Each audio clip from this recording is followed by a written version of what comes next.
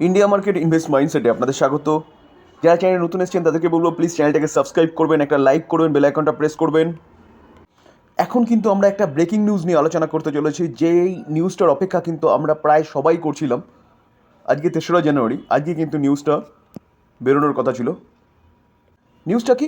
আদানি এবং হিন্ডেনবার্গ যে কানুনি লড়াই চলছিল সুপ্রিম কোর্ট থেকে কিন্তু আজকে 3 তারিখ তার আউটকাম আসার কথা ছিল। তো আউটকাম কিন্তু চলে এসছে। আজকে 10:30 থেকে কিন্তু শুনানির কথা ছিল। তো শুনানি কিন্তু হয়ে গেছে। যে শোনা যাচ্ছে কি, যে টোটাল 24টা মামলা চলছিল, তার মধ্যে কিন্তু 22টা শর্ট আউট হয়েছে, আর 2টো মামলা এখনও কিন্তু পেন্ডিং রয়েছে। সেই 2টো মামলা যেটা পেন্ডিং রয়েছে সেই জন্যে কিন্তু সেবিকে 3 মাসের একটা টাইম পিরিয়ড দেওয়া হয়েছে টোটাল ইনভেস্টিগেশনের জন্য। এটা হচ্ছে প্রথম নিউজ। তো এই 24টার মধ্যে যে 22টা শর্ট আউট হয়েছে, সেই 22টাতে কিন্তু সুপ্রিম কোর্ট স্পষ্টাস্পষ্টি জানিয়ে দিয়েছে তারা কিন্তু কোনো এলিগেশনের কোনো প্রুফ তারা পায়নি। তাহলে বোঝা যাচ্ছে যে আদানি গ্রুপের বিরুদ্ধে যেসব মামলাগুলো বা যেসব এলিগেশনগুলো এনেছিল হিন্ডেনবার্গ, সেই এলিগেশনের ভিত্তিতে যে মামলা করা হয়েছিল তাতে কিন্তু 22টাতে আদানি গ্রুপ প্রায় ক্লিনচিট পেয়ে গেছে। তার পাশাপাশি সেবির ওপরে কিন্তু একটা প্রশ্নচিহ্ন সবার এসেছিল যে কি সেবি ঠিকঠাক ইনভেস্টিগেশন করছে না। তো সেটাকেও কিন্তু আজকে সুপ্রিম কোর্ট কিন্তু খারিজ করে দিয়েছে। অর্থাৎ সেবির যে ইনভেস্টিগেশন, সেই ইনভেস্টিগেশন একদম পিওরলি ট্রুথ এবং ঠিকঠাক আছে। সেবি যে হিন্ডেনবার্গ যে ফেব্রুয়ারি দিকে যে এলিগেশনগুলো এনেছিল, সেই এলিগেশনের ব্যাপারে যখন বলছিল, তখন তারা বলেছিল কি যে তারা হচ্ছে আউটসাইডার, অর্থাৎ তাদের রিপোর্টের ভিত্তিতে কিন্তু কোনো রকম কোনো কিছু প্রুভ হয় না। তাই জন্যে তারা যে হিন্ডেনবার্গের যে যে রিপোর্টটা পেশ করেছিল সেটাকে পুরোটাই খারিজ করে দিয়েছে। তাছাড়া কিন্তু আরেকটা জিনিসও স্পষ্টপুষ্টি ক্লিয়ার হয়ে গেল, এফপিআই যে নিয়মটা ছিল, যে নিয়মটা বদলা করা হয়েছিল, সেই নিয়মও কিন্তু ঠিকঠাকই আছে। সেই নিয়মে কিন্তু কোনোরকম কোনো খামতি পাওয়া যায়নি। তো মোটামুটিভাবে বলা যায় যে যে আদানি গ্রুপের বিরুদ্ধে যেসব এলিগেশনগুলো আনা হয়েছিল সেগুলো কিন্তু পুরোপুরি খারিজ হয়ে গেছে।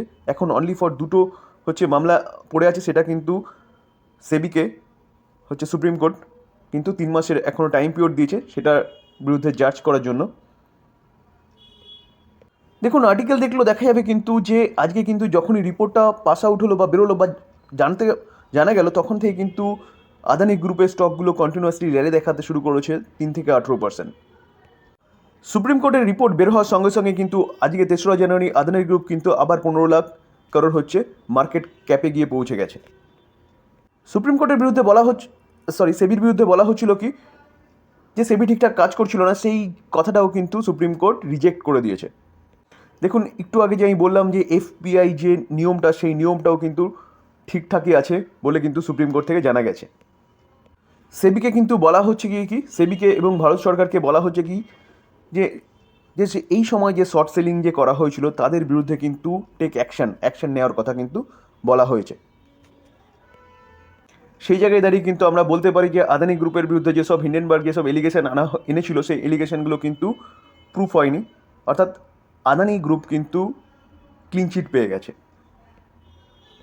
সুপ্রিম কোর্টের ফ্যাসলা আসার সঙ্গে সঙ্গে কিন্তু আদানি গ্রুপের প্রতি কটা স্টকের মধ্যে কিন্তু একটা ব্যাপক একটা আফসাইড মুভমেন্ট দেখা যাচ্ছে স্বাভাবিকভাবেই, কারণ এলিগেশন আনার পরে কিন্তু কোম্পানিগুলো কিন্তু রকেটের মতো নিচে এসেছিল প্রতি কটা কোম্পানি।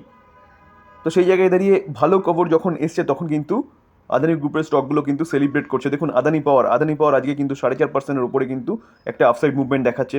যদি আমরা আদানি এন্টারপ্রাইজকে দেখি, দেখুন আদানি এন্টারপ্রাইজকে দেখলেও দেখা যাবে কিন্তু আজকের দিনে 3% একটা আপার সাইড মুভমেন্ট দেখাচ্ছে। তো কোম্পানিটা কিন্তু প্রথমে অনেকটাই একটা রকেটের মতন ছুটেছিল যখন সুপ্রিম কোর্টের কাছ থেকে ফ্যাসলাটা এসেছিল। তারপরে দেখা যাচ্ছে কি কোম্পানি কিন্তু একটা প্রফিট বুকিং দেখা যাচ্ছে। আমরা যদি কোম্পানিটার 5 দিনের রিটার্ন দেখি, দেখুন 5 দিনের রিটার্ন দেখলে দেখা যাবে কত 6% রিটার্ন দিয়েছে। আমরা যদি 1 মাসের রিটার্ন দেখি, দেখুন 20% একটা রিটার্ন দিয়েছে। আমরা যদি 6 মাসের রিটার্ন দেখি, 27% রিটার্ন দিয়েছে। তো সেই জায়গায় দাঁড়িয়ে কিন্তু এটা স্বাভাবিক ছিল যে এতটা রিটার্ন দেওয়ার পরে একটা প্রফিট বুকিং তো হবেই। তার জন্য কিন্তু আজকের দিনে ভালো একটা আপসাইড ওঠার পরেও কিন্তু একটা প্রফিট বুকিং দেখা গেছে, তারপরে কিন্তু আবার কোম্পানিগুলো ওপরের দিকে উঠছে। আপনি যদি আদানি পোর্টকে দেখেন, তাহলে আদানি পোর্টকেও দেখতে পারবেন, দেখুন প্রায় 2.5%-এর উপরে কিন্তু একটা আপসাইড মুভমেন্ট দেখিয়েছে। কোম্পানিটা কিন্তু আরও উপরে উঠেছিল, সেখান থেকে কিন্তু প্রফিট বুকিং হয়েছে। ঠিক আছে, আপনি যদি আদানি গ্রিনকে দেখেন, আদানি গ্রিন এনার্জি যেটা, সেটাও কিন্তু দেখুন একটা ভালো একটা আপসাইড মুভমেন্ট দেখিয়েছে। এখনও কিন্তু কোম্পানিটা 6%-এর উপরে রয়েছে। আপনি যদি অম্বুজা সিমেন্টকে দেখেন, সেই কোম্পানিটাও কিন্তু 1.5%-এর কাছাকাছি কিন্তু একটা আপসাইড মুভমেন্ট দেখিয়েছে। আদানি উইলমারকে দেখলেও দেখা যাবে, দেখুন আজকে প্রায় 4.5%-এর কাছাকাছি কিন্তু কোম্পানিটা এখনও পর্যন্ত আপসাইড মুভমেন্ট দেখাচ্ছে। দেখুন নিউ দিল্লি টেলিভিশন লিমিটেড যে কোম্পানিটা ছিল, সেই কোম্পানিটাও কিন্তু আজকের দিনে প্রায় 4.5%-এর কাছাকাছি কিন্তু একটা আপসাইড মুভমেন্ট দেখাচ্ছে। এই কোম্পানিটাও কিন্তু যখন ফলটা বেরিয়েছিল তখন কিন্তু ব্যাপক একটা রকেটের মতন উপরে উঠেছিল, সেখান থেকে কিছুটা প্রফিট বুকিং এই কোম্পানিটাতেও দেখা গেছে। তো সেই জায়গায় দাঁড়িয়ে স্যার তাহলে মোটামুটি পুরোপুরি ক্লিয়ার হয়ে গেল যে আদানি গ্রুপের যে সব এলিগেশনগুলো এনেছিল হিন্ডেনবার্গ, সেগুলো টোটালি হচ্ছে ফলস, ট্রু নয়।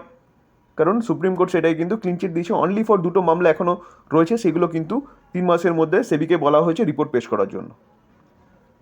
তো যারা আদানি গ্রুপ নিয়ে চিন্তাভাবনা করছেন তারা কিন্তু চিন্তাভাবনা করতে পারেন, হিন্ডেনবার্গের যে এলিগেশন সেটা কিন্তু ফলস। এবার স্যার এটা একটা মাথায় রাখবেন স্যার, এই গ্রুপের কিন্তু একটাই ফল্ট আছে, যেটা আমি সবসময় আপনাদের সামনে তুলে ধরি, কি কোম্পানিটা প্রচুর পরিমাণে কিন্তু ডেট রয়েছে প্রতি কটা কোম্পানির। ঠিক আছে, তো এইটা মাথায় রেখে কিন্তু চিন্তাভাবনা করবেন। আজকে আলোচনা এই পর্যন্ত। যদি আলোচনাটা ভালো লাগে, যারা চ্যানেলে নতুন এসেছেন তাদেরকে বলবো প্লিজ চ্যানেলটাকে সাবস্ক্রাইব করবেন, একটা লাইক করবেন যদি আমার এফোর্টটা আপনাদের ভালো লাগে, শেয়ার করবেন, বেল আইকনটা প্রেস করে অল বাটন টিপে দেবেন, তাহলে কি হবে নেক্সট এই ধরনের নোটিফিকেশনগুলো আপনাদের কাছে গিয়ে পৌঁছাবে। থ্যাংক ইউ, ভালো থাকবেন।